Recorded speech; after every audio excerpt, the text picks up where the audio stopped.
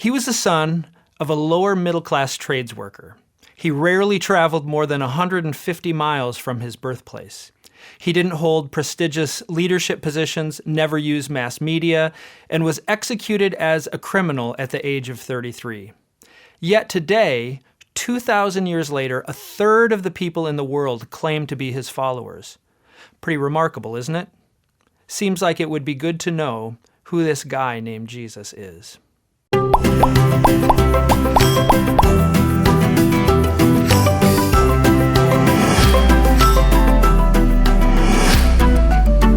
The first and most important question when it comes to Christianity is, who is Jesus?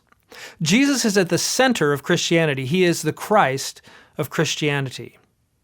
Now, Christians believe that Jesus is the unique Son of God, God who became human at a particular place in time in history. In other words, Christianity is not just a philosophy or a way of life, it centers on a historical person named Jesus.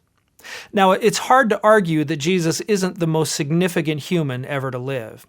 Born a poor Jewish man from a small village in the Middle East, today he claims almost a third of all the people in the world as his followers.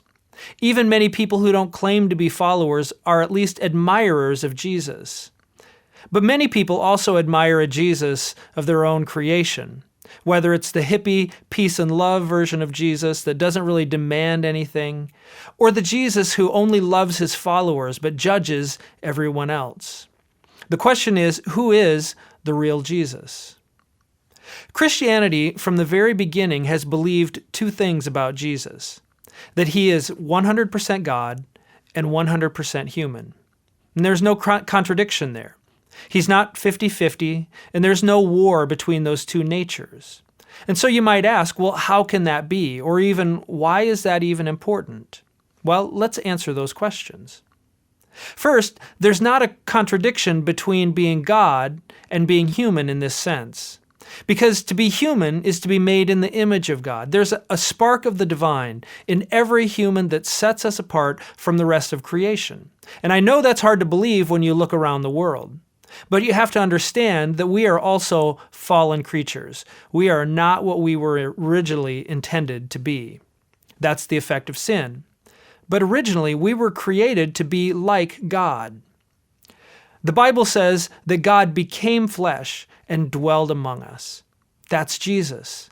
And because of that, when we look at the life and the teachings of Jesus, we're able to see the character of God. In Jesus, we see God's love for the world and grace for our failures. When we look at Jesus, we get a tangible view of God. And that's really cool. But here's what's even better. When we look at Jesus, we can also see who we, as humans, are created to be. Now, that doesn't mean that we are all created to be men or to wear sandals and a tunic, but we see Jesus' character through his actions and teaching and the way he treated people. We see his humility, that he could have taken advantage of all of the privileges of being God, but instead he laid them down and became a servant to the point of laying down his very life for our sake. And the Bible tells us that Jesus was raised from the dead and took on a resurrected body that is the prototype for our resurrected body, when he comes again to do away with the effects of sin and restore creation to its original intent. Because we see in Jesus both who God is and who we're created to be, we have a model and a purpose for this life.